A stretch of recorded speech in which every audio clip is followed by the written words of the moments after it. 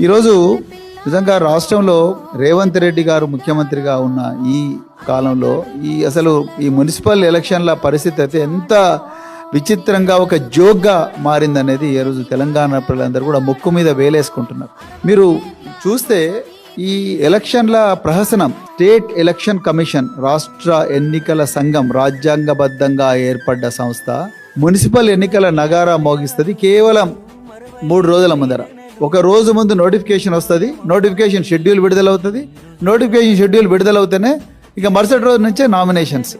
అంటే వారం రోజుల లోపల కనీసం అంటే 15-20 రోజులు సమయం ఇచ్చి ఒక ప్రెస్ కాన్ఫరెన్స్ పెట్టి ప్రెస్ కాన్ఫరెన్స్లో షెడ్యూల్ ప్రకటించి ఆ షెడ్యూల్లో డేట్ ఆఫ్ నోటిఫికేషన్ ఈరోజు, డేట్ ఆఫ్ నామినేషన్స్ ఈరోజు, అదేవిధంగా నామినేషన్స్ క్లోజర్ ఈరోజు, తర్వాత డేట్ ఆఫ్ విత్డ్రాయల్ ఈరోజు, స్క్రూటినీ, ఇవన్నీ కూడా చెప్పి డేట్ ఆఫ్ పోలింగ్ అని కనీసం ఒక 15 రోజుల షెడ్యూల్ ఇవ్వాల్సిన ఎలక్షన్ కమిషన్ ఈరోజు కేవలం వారం రోజుల్లోనే అంటూ ఈ తతంగాన్ని ముగించే ప్రయత్నం మొదటి నుంచి చేసిండ్రు. ఆనాడు పంచాయతీ ఎలక్షన్లు కూడా అదే విధంగా చేసిండ్రు, ఈనాడు మున్సిపల్ ఎలక్షన్లు కూడా అదే విధంగా చేసిండ్రు అనేది చాలా స్పష్టంగా కనిపిస్తూ ఉన్నారు.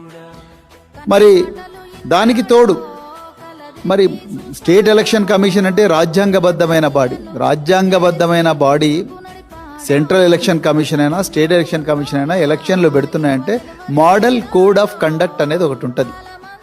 ఈ మోడల్ కోడ్ ఆఫ్ కండక్ట్ను ఎవరు ఉల్లంఘించినా వాళ్లకు నోటీస్ ఇవ్వాలి. ఆ నోటీసు ఎక్కడ కూడా ఇచ్చిన దాఖలాలు కనిపించడం లేదు ఎలక్షన్ కమిషన్. ఉదాహరణకు గౌరవ ముఖ్యమంత్రి రేవంత్ రెడ్డి గారు వికారాబాద్ అధికార సభలో, అంటే అధికారికంగా రాష్ట్ర ప్రభుత్వం ఏర్పాటు చేసిన సభలో హస్తం గుర్తుకే మన ఓటు అని అన్నాడంటే ఇంకా మీరు ఒకసారి ఆలోచించండి. బీఆర్ఎస్ పార్టీ ఆధారాలతో సహా మా party general secretary Shri Ravula Chandrashekar Reddy గారు ఇంకా చాలామంది సీనియర్ నాయకులు స్టేట్ ఎలక్షన్ కమిషన్ దగ్గరికి పోయి వీడియో ఆధారాలతో సహా చూపించినా కూడా రేవంత్ రెడ్డి గారికి నోటీసు పోలేదు. మరి రాష్ట్ర ఎన్నికల కమిషన్ ఏం చేస్తుంది?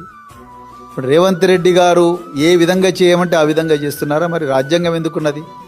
ఒక ముఖ్యమంత్రి నేనే రాజు, నేనే మంత్రి, ఇంకా 10 సంవత్సరాలు కాదు కదా 10 శతాబ్దాలు నేనే ముఖ్యమంత్రిగా ఉంటానని డిక్లేర్ చేసుకుంటున్న వ్యక్తి ముందు రాజ్యాంగబద్ధమైన సంస్థలన్నీ ఇక నీరుగారినట్టేనా, అబాసు పాలనట్టేనా? మరి రాష్ట్ర ఎన్నికల సంఘం ఆలోచించాలి, అదేవిధంగా రాష్ట్ర ప్రజలు, మేధావులు వీళ్ళందరూ కూడా ఆలోచించాలి.